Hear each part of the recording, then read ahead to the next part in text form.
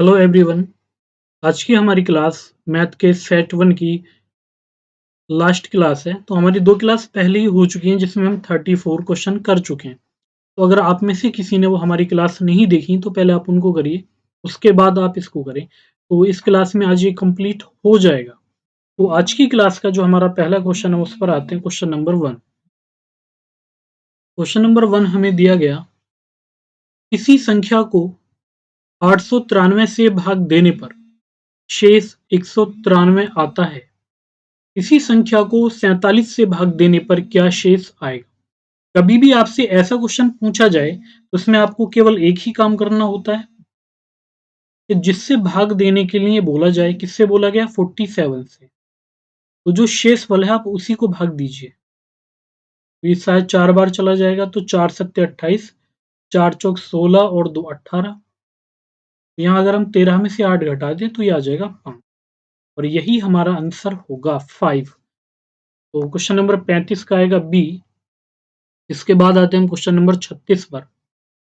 ये हमें दिया है, in an examination a student was asked to find 3/4 of a certain number. By mistake he found 3/4 of it. His answer was 150 more than the correct answer. The given number is. एक परीक्षा में एक विद्यार्थी से किसी संख्या का 3/14 ज्ञात करने को कहा गया। गलती से उस विद्यार्थी ने उस संख्या का 3/4 ज्ञात कर दिया, जो ठीक उत्तर से 150 अधिक था। तो दी हुई संख्या थी। क्वेश्चन में बोला गया कि एक विद्यार्थी है, उससे किसी संख्या का 3/14 कितना 3/14 ज्ञात करने को कहा गया, लेकिन उसने क्या किया? उसने गलती से उस संख्या का 3/4 ज्ञात कर दिया। वो संख्या क्या है? तो आपको 14 और 4 का एलसीएम लेना है, तो ये कितना आ जाएगा? 28। तो हमने ये मान लिया कि जो संख्या है वो कितनी है? 28, यानी जो एलसीएम होगा वही हम संख्या मान लेंगे। अगर हम 28 का 3/14, तो 14 दूनी 28, तो ये 2 तिया 6 आ जाएगा। और अगर हम 3/4 का 28 निकालें तो 4 सत्ते 28, 7 तिया 21 आ जाएगा। नहीं, रियल में आना था 6, लेकिन आया कितना? 21। तो ये कितना एक्स्ट्रा आया? ये अधिक है 15। लेकिन क्वेश्चन में ये 15 ना देके बल्कि हमें दिया कितना है? 150, 150 ये हमें दिया गया। तो अगर हम 15 से 150 को डिवाइड करते हैं तो ये कितनी बार डिवाइड होगा? 10 बार। तो ओरिजिनल संख्या क्या होगी? तो आप 28 का भी 10 गुणा करिए, तो आंसर क्या आ जाएगा? 280 आ जाएगा, यानी 280 हमारा आंसर आ जाएगा। इस तरीके से ये क्वेश्चन हमें बनाना था। इसके बाद हम चलेंगे क्वेश्चन नंबर 37 पर। अब देखो, ये आप जब टाइम एंड वर्क करेंगे तो ये उसका पहला ही क्वेश्चन होता है। आपको एग्जाम्पल में भी कराया जाता है, टाइप 1 में भी आपको 1-2 क्वेश्चन कराए जाते हैं। और ये हमें दिया है, ए कोई काम 6 दिनों में कर लेता है और बी उसी काम को 9 दिनों में, तो दोनों मिलकर कितने दिन में पूरा करेंगे? अब क्वेश्चन हमें दिया है, यहाँ पर एक तो ए हमें दिया गया और दूसरा हमें यहाँ पर बी दिया गया। हमसे कहा गया ए किसी काम को करता है 6 दिन में और बी उसी काम को करता है 9। तो आप 6 और 9 का अगर एलसीएम लें, 9 और 6 का, तो ये कितना आ जाएगा? 18, 18। और इसी को हम क्या मान के चलते हैं? इसको हम मानते हैं टोटल वर्क, कुल काम। अगर ए 6 दिन में 18 पेज टाइप करे तो एक दिन में कितने करेगा? 6 ते 18, 3 करेगा। और बी 9 दिन में 18, तो एक दिन में कितने करेगा? 2। तो हमसे कहा गया कि अगर ये दोनों साथ में मिलकर काम करते हैं तो यहाँ टोटल काम कितना? 18। जबकि ये दोनों मिलकर एक दिन में कितना करते हैं? 3 और 2 5। तो हमारा आंसर आ जाएगा 5 तिया 15 और 5 छिंग 30, 3.6 डेज, ये आएगा। इसके बाद हम आएंगे क्वेश्चन नंबर 38 पर। क्वेश्चन नंबर 38, और ये हमें दिया गया, A and B can do a piece of work in 72 days. B and C can do it in 120 days. A and C can do it in 90 days. In how many days all the three together can do the work? A और B एक कार्य को 72 दिन में पूरा कर सकते हैं। उसी काम को B और C 120 दिनों में ए और सी 90 दिनों में पूरा कर सकते हैं। तीनों मिलकर उस काम को कितने दिन में पूरा करेंगे, ये हमें यहाँ पर ज्ञात करना है। देखो सबसे पहले हमें क्या करना है, हमें क्वेश्चन में दिया गया ए और बी इसी काम को करते हैं, बी और सी उसी काम को करते हैं और सी और ए भी उसी काम को करते हैं। बस हमें ये देखना है कि इनका जो टाइम है वो क्या है। ए प्लस बी हमें दिया है 72 72 दिन, बी प्लस सी हमें दिया है 120 120 दिन और सी प्लस ए हमें दिया है 90। जब आप इन तीनों का एलसीएम लेंगे तो आपको ये पता होना चाहिए कि इन तीनों का एलसीएम होगा 360 360। अगर हम 72 से इसको डिवाइड करें तो ये 7 5 35 5 बार, 120 से ये डिवाइड होगा 3 बार और 90 से ये डिवाइड होगा 4 बार। अब देखो यहाँ पर अगर आप इसको ध्यान से देखें तो यहाँ पर ए 2 बार था, बी 2 बार है, सी 2 बार है।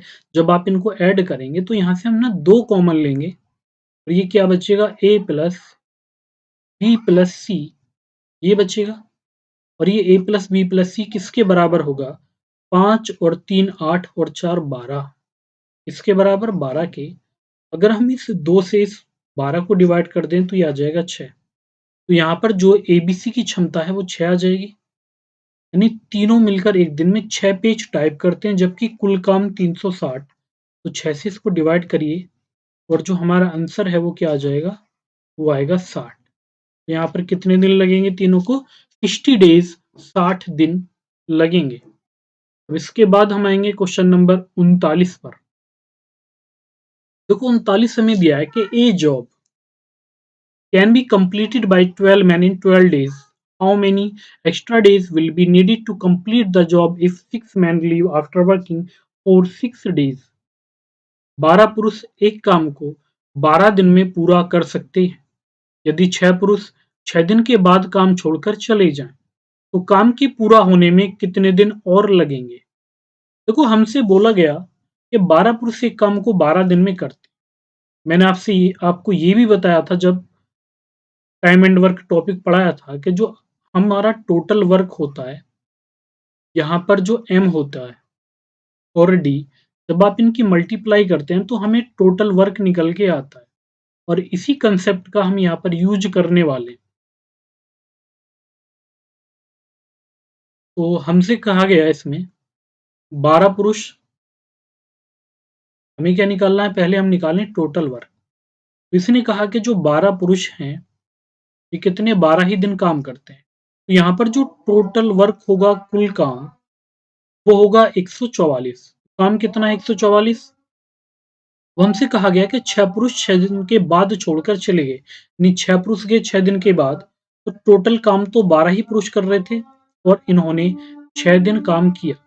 कितना काम किया, 72। तो अभी काम कितना बाकी, 72। इस 72 काम को कितने पुरुष करेंगे, 6 करेंगे। तो 6 पुरुष 72 काम को करेंगे तो कितना समय लगेगा, तो आप इस 72 को 6 से डिवाइड कर दीजिए क्योंकि टोटल 72 पेज और 6 काम एक दिन में हो पाता है। तो ये कितना हो जाएगा, 12। तो हमारा आंसर आएगा 12 डेज। तो आंसर क्या आ जाएगा, 12 दिन आएगा। तो इस तरीके से हम इसे कर लेंगे। अब इसके बाद आता है question number 40। At what rate percent per annum will 2304 rupees amount to 2500 rupees in 2 years at compound interest? इस वार्षिक ब्याज की दर पर 2304 रुपए चक्रवृद्धि ब्याज से 2 वर्ष में 2500 रुपए हो जाएंगे। क्वेश्चन में हमें दिया है कि कोई व्यक्ति है, उसके पास कितने रुपए हैं, 2304 रुपए हैं और ये 2304 रुपए 2 वर्ष में कितने हो जाते हैं, 2500 हो जाते हैं। कितने वर्ष में होते हैं, 2 में। तो अगर 2 में होंगे तो आप इसका स्क्वायर रूट निकालिए। 2304 किसका होता है, ये होता है 48 का और 2500 किसका होता है, 50 का। नहीं, अगर आपके पास 48 रुपए होते, मूलधन कितना 48, तो ये एक साल में ना 50 रुपए बन जाएंगे। तो यहाँ पर जो ब्याज होगा वो कितने का होगा, 2 का। तो हमें तो रेट निकालनी है, तो हम रेट निकालें तो 2 रुपए का ब्याज किस पर मिलेगा, 48 पर मिलेगा और परसेंट के लिए करेंगे गुणा 100। तो 2 से 48 कटेगा 24 बार और 4 से कटेगा 4 छिंग 24 और ये 25 बार। जो रेट आएगी वो कितनी आएगी? वो आ जाएगी 25/6%। और इसी को हम लिख सकते हैं 4 छिंग 24, 4 से ही 1/6%। ये फाइनली हमारी रेट आ जाएगी 4 से ही 1/6% आएगी। तो इस तरीके से ये क्वेश्चन हो जाएगा। तो वेरी इजी क्वेश्चन था, बहुत ही ज़्यादा ये। अब देखो इसके बाद हम आएंगे क्वेश्चन नंबर 41 और ये दिया गया the compound interest on 2000 rupees in 2 years if the rate of interest is 4% per annum for the first year and 3% per annum for the second year will be। यानी 2000 रुपए का 2 वर्ष का चक्रवृद्धि ब्याज, जबकि ब्याज की दर प्रथम वर्ष के लिए 4% और द्वितीय वर्ष के लिए 3% वार्षिक है, क्या होगा? अब यहाँ पर आपको क्या करना है? देखो सबसे पहले आप ये देखिए कि यहाँ पर जो धनराशि हमें गिवन है वो कितनी है? 2000 रुपये। और टाइम हमें कितना दिया गया? 2 साल का। तो आप 2 एरो बना लीजिए। अब पहले साल के लिए जो दर है वो कितनी है? पहले साल के लिए दर है 4% और दूसरे साल के लिए दर है 3%। अगर आप 2000 का 4% निकालें, अगर मैं आपसे कहूँ कि आपको 2000 का कितना निकालना है? 4% ज्ञात करना है। तो ये कितना होगा? 20 चौक ये हो जाएगा। और अगर आप 3% निकालें तो ये कितना होगा? 60। यानी पहले साल में 2000 पर 4% की दर से ब्याज कितना? 80 रुपए मिलेगा। और दूसरे साल 2000 पर तो हमें 3% 60 मिलेगा ही, बल्कि हमें इस 80 पर भी मिलेगा और कितना? 3%। और अगर आप 80 का 3% निकालें तो ये आ जाएगा 2.4 होगा। कैसे होगा वो देख लेते हैं। हमें निकालना है 80 का 3%। जब आप परसेंट हटाएंगे तो बटे में 100, 0 से 0 काट देंगे तो 8 तिया 24, तो ये बनेगा 24/10, 24/10। तो बराबर ये कितना होगा? 2.4 होगा। अब आप सभी को ऐड करें, यही हमारा CI होगा 2 वर्ष का। कितना होगा? 8 × 14, 142.4। ये हमारा फाइनली आंसर आएगा और यही क्या है? ए ऑप्शन में आपको दिया गया है। के बाद हम आएंगे क्वेश्चन नंबर 42 पर। क्वेश्चन नंबर 42 हमें दिया है 6 मेजें और 12 कुर्सियां 7800 रुपए में खरीदी हैं। यदि एक मेज का औसत 750 रुपए है तो एक कुर्सी का औसत मूल्य कितना है? यानी हमसे कहा गया 6 मेज और 12 कुर्सियां 7800 में खरीदी, एक मेज का औसत 750, यानी एक मेज 750 रुपए की है। तो पहले अगर आपको कुछ नहीं पता तो आप क्या लिखें? आप लिखिए 6 मेज, 6 टेबल और प्लस 12 चेयर, 12 कुर्सियां कितने में खरीदी गई? 7800 रुपए में खरीदी गई। अब इसने बोला कि एक मेज का औसत मूल्य 750 रुपए है, जबकि 6 इसने खरीदी तो 7×42 ये कितने रुपए की हो जाएंगी? तो गुणा कर लेंगे आप 6 × 750 तो 6 पंजे 30, 6 सत्ते 42 और 3 45। कितनी की आ जाएंगी? 12 बराबर कितना? 7800 ही आ जाएगा। यहाँ से अगर आप 12 12 कुर्सियों का मूल्य निकालें तो आप 7800 में से 4500 घटाएंगे तो ये होगा 0 0। और 8 में से 5 गया 3 और 7 में से 4 गया 3। तो यहाँ पर ये जो C आएगा ये कितना होगा? 3300/12। अब यहाँ पर पहले आप इसको 3 से डिवाइड करिए, जो कि कितना आ जाएगा? 1100। फिर आप इसको करिए 4 से। 4 से अगर आप 3 चौक 12 होते हैं, 4 से अगर हम इसको भाग दें तो ये बनेगा 4 दूनी 8, यहाँ बचेंगे 30, 4 सत्ते 28 और 4 पंजे 20। तो आंसर आएगा 275, 275 रुपए। तो आंसर क्या आ जाएगा हमारा? 275 रुपए आ जाएगा। अब आएंगे हम क्वेश्चन नंबर 43 पर। देखो क्वेश्चन नंबर 43 एलिगेशन से क्वेश्चन ये होगा और ये हमें दिया है इन ए prep school the average weight of 30 girls in a class among 50 students is 16 kg and that of the remaining students is 15.5 kg, what is the average weight of all the students in the class. एक pre primary school में एक कक्षा में 50 छात्रों में से 30 लड़कियों का औसत वजन 16 किलोग्राम है और शेष छात्रों का वजन 15.5 किलोग्राम है। सभी का औसत वजन ज्ञात कीजिए। देखो, हमसे कहा गया 30 लड़कियों का औसत वजन 16 किलोग्राम। ये कितनी लड़कियों का है? ये 30 का है, जबकि टोटल 50 हैं, तो अभी 20 बाकी हैं। और 20 कितना है? 15.5 केजी है। अब यहाँ अगर आप ये जीरो हटा देते हैं यहाँ से, तो जो हमारा रेशो बनेगा वो कितना बनेगा? 3:2 बनेगा। और यहाँ पर 16 और 15.5 में जो डिफरेंस है वो कितने का होगा? 0.5 का। जब आप इस 0.5 को 3 के रेशो में डिवाइड करोगे, तो यहाँ से कितना बनेगा? 0.2। और ये 3 कितना बनेगा? 0.3, क्योंकि दोनों का सम 5 है। तो मैंने आपसे कहा था कि जो छोटी संख्या उसके सामने वाली संख्या ऐड करनी होती है और बड़ी के सामने की घटानी। तो 15 में अगर हम 15.5 में 0.3 ऐड करें, तो ये आ जाएगा 15.8। और यही हमारा आंसर होगा। तो आंसर क्या आ जाएगा? 15.8 किलोग्राम आएगा। के बाद हम आएंगे क्वेश्चन नंबर 44 पर। क्वेश्चन नंबर 44 हमें दिया है, ए boat goes 40 kilometre up stream in 8 hours and 36 kilometre down stream in 6 hours. The speed of the boat in still water. हमसे कहा गया है कि नाव 8 घंटे में धारा की विपरीत दिशा में 40 किलोमीटर चलती है तथा 6 घंटे में धारा के अनुकूल 36 किलोमीटर चलती है। शांत जल में नाव की चाल है। हमसे क्या कहा गया कि एक नाव है, 8 घंटे में धारा की विपरीत दिशा। अब विपरीत क्या होता है? इसे हम लिखते हैं यूएस। ये लिखते हैं। ये 40 किलोमीटर जाती है विपरीत दिशा में कितने घंटे में? 8 घंटे में। तो यहाँ पर ये होगा 8 पंजे 40, 5 किलोमीटर पर आवर। ये चाल आ जाएगी। फिर हमसे कहा गया धारा की दिशा में 6 घंटे में धारा के अनुकूल 36 किलोमीटर। 6 में 36, तो 1 में कितना? तो ये 6 ही आएगा। तो यहाँ पर जो चाल बनेगी वो कितनी होगी? 6 किलोमीटर पर आवर। ये आ जाएगी। अब हमसे कहा गया शांत जल में नाव की चाल। जो शांत जल में नाव की चाल होती है हम उसे डिनोट करते हैं मैन से। मैन, इसके लिए फॉर्मूला होता है ds प्लस यूएस और बटा 2। ये हमारा फॉर्मूला है।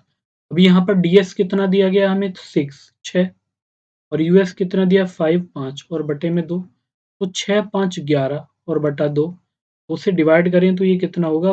5.5 किलोमीटर पर आवर। ये हमारा आंसर आ जाएगा।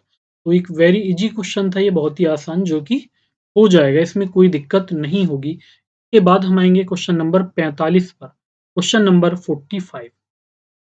क्वेश्चन नंबर 45 हमें दिया है, एक नाव शांत जल में 1 घंटे में 6 किलोमीटर जाती है, परंतु वह धारा के प्रतिकूल यही दूरी चलने में 3 गुना समय लेती है। तो धारा की चाल किलोमीटर प्रति घंटा में ज्ञात करें।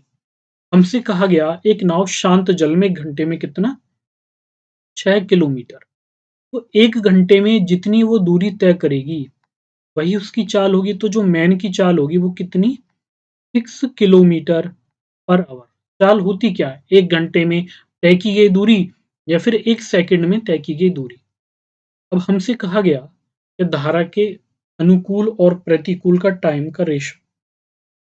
ये ds और यूएस। हमसे क्वेश्चन में बोला गया है कि वह धारा के प्रतिकूल यही दूरी चलने में 3 गुना समय लेती है। कितना समय लेगी? 3 गुना समय लेती है। यानी अगर अनुकूल इसे कितना समय लगेगा? 1 घंटा। तो प्रतिकूल कितना समय लगेगा? 3। तो जो स्पीड यहाँ पर होगी तो इसकी इनवर्स होगी कितना? 3:1 होगी। तो यहाँ से हम निकाल लेंगे मैन